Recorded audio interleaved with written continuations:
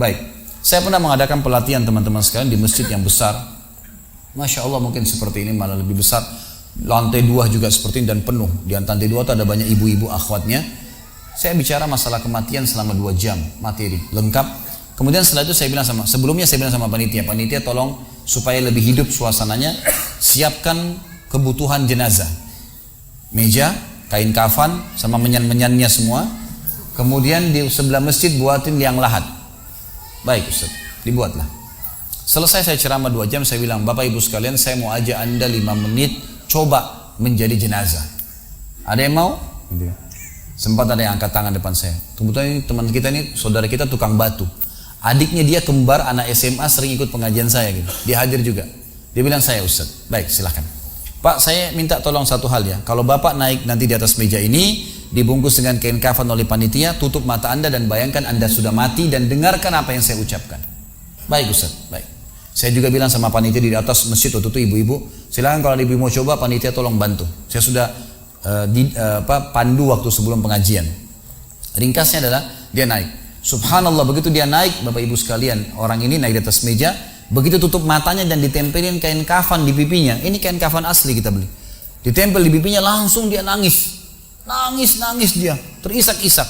Lalu kemudian panitia taruh tangannya di dadanya, harus dibungkus gitu kan. Lalu saya bilang, Pak, coba renungin sekarang Anda sudah mati dan hiruk-pikuk di masjid ini ada orang nangis. Kebetulan adiknya dia yang kembar ini, murid saya, duduk di sebelah kiri kanannya dan membayangkan benar kakaknya meninggal. Mereka betul-betul menangis gitu. Ada jemaah-jemaah juga yang lain pada nangis. Hanya saya bilang, hiruk-pikuk masjid ini yang sedang menangis, ada yang sedang ngobrol, ini anggap di rumah Anda pada saat Anda meninggal dunia. Dan Anda tidak bisa protes. Gak bisa bilang saya tidak mau, jangan ribut, gak bisa lagi. Udah. Panitia pun menaruh tangan kanan di atas tangan kiri, kita gak bisa protes taruh di dada. Dibungkus dengan kain kafan pun gak bisa. Baik, Pak, bayangkan semua peluang amal saleh yang semestinya Anda bisa kerjakan, sholat malam, sedekah bakti dengan orang tua, baca Quran, sholat berjamaah, yang Anda sia-siakan dan Anda menyesal kenapa tidak kerjakan sekarang. Dan bayangkan semua peluang dosa yang Anda tidak sia-siakan. Kesempatan zina, berzina, kesempatan dusta-dusta, kesempatan riba-riba, semua dikerjakan. Dan Anda tidak sempat taubat dan Allah akan hukum Anda sekarang. Itu Bapak Ibu sekalian, saya tidak karang-karang dia sampai nangis-nangis Bapak ini. Terus dia nangis. Lalu saya bilang, tolong panitia datangkan geranda jenazah. Datangkan. Baik Pak, sebentar lagi kami akan angkat badan Anda di geranda ini dan kami akan bawa Anda ke liang lahat sebelah masjid. Diangkatlah dia. Saya bilang, Pak, renungin, resapi tubuh Anda kesentuh dengan geranda ini. Ditutuplah lalu dipikul. Lalu saya pandu pakai mic, saya bilang, Pak, inilah detik-detik terakhir Anda bersama kami. Terus sesalin perbuatan-perbuatan dosa Anda pernah lakukan, peluang-peluang ibadah Anda sia-siakan. Sampai tiba di luar masjid, saya turun ke liang lahat, saya buatin sendiri tanah, kemudian saya buatin kuburan, lalu diturunkan dia. Setelah diturunkan, saya suruh tutup matanya, kemudian ditutup dengan kain. Saya keluar, lalu saya pakai mic, saya bilang, Pak, buka matanya. Inilah rumah Anda sekarang. Walaupun rumah Anda 1000 kali 1000 meter di dunia, kembali ke 1 kali 2 meter. Ini tempat Anda sekarang. Dan sebentar lagi malaikat akan datang menanyakan kepada Anda pertanyaan yang Anda sudah tahu. Selesai. Berapa mungkin sekitar hitungan detik. Ini semua proses kurang dari 5 menit teman-teman sekalian. Lalu saya bilang, buka.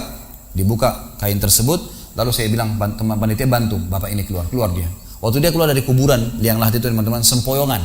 Kayak orang yang sudah pusing gitu, keluar. Kemudian saya bawa ke masjid, saya pegang tangannya masuk ke masjid, duduk. Lalu saya kasih mic, Pak, tolong ceritakan pengalamannya kepada jemaah jadi jenazah 5 menit. Itu dia pegang mic, gemetaran. Ustaz, saya tobat, saya durhaka sama orang tua, saya nggak sholat, saya begini. Ini dia lupain, ada ribuan jemaah depannya nih. Dia nangis-nangis, sebutin semua kesalahannya. Semua pada banyak ikut nangis. Dia kayak orang ketakutan betul, gitu kan? Baik, selesai. Saya panggil siapa lagi yang mau coba, 2, 3, 4 orang, rata-rata semua begitu keadaannya, gitu kan? Alhamdulillah mereka sadar seketika pada saat itu.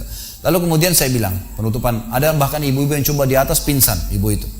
Kita bukan nakut-nakutin, tapi memang saya praktekin. Lalu saya bilang begini, Bapak Ibu sekalian, sebagai penutup acara saya bilang pada saat itu, bahwasanya ini hanya praktek jadi jenazah, tapi ini ya akan datang satu waktu Anda dibungkus kain kafan tidak bisa kembali lagi.